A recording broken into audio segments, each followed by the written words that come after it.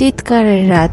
এক নির্জন গ্রামে একটি রাস্তা, যেখানে দিনের বেলা সব স্বাভাবিক, কিন্তু রাত 12টা বাজলেই সেই রাস্তা থেকে করুণ এক নারীর চিৎকার শোনা যায়।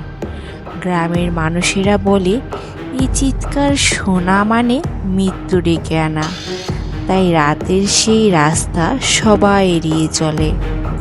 একদিন গ্রামে এক সাহসী যুবক অর্জুন ঠিক করলো রহস্য উদ্ঘাটন করবে। মধ্যরাতে টর্চ লাইট হাতে সে রাস্তায় গিয়ে দাঁড়ায়। সময় মতো আবার সেই চিৎকার শুরু হয়। চিৎকারের উৎস খুঁজতে খুঁজতে সে একটি পুরানো বটগাছের কাছে পৌঁছায়। হঠাৎ বাতাস থেমে যায়, চারপাশ নিস্তব্ধ। গাছের নিচে দাঁড়াতেই সে দেখতে পায় একটি ছায়ামূর্তি। ধীরে ধীরে তার দিকে এগিয়ে আসছে। ছায়ামূর্তির চেহারা অস্পষ্ট, কিন্তু তার শীতল কণ্ঠে শুধু একটি কথাই শোনা গেল, আমাকে ফিরিয়ে আনো।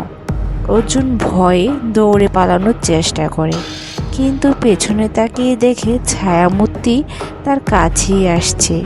ঠিক তখনই গাছের মাটিতে কিছু সোনার গয়না আর একটি কঙ্কাল দেখা পায়। গয়নার দিকে তাকাতেই যুবকের মাথায় আসে, এটি নিশ্চয়ই কোনো অন্যায়ের ফল। গল্পের শেষ এই একটি অজানা প্রশ্ন রেখে, ছায়ামূর্তিটি কার আর সে কাকে ফিরে যায়।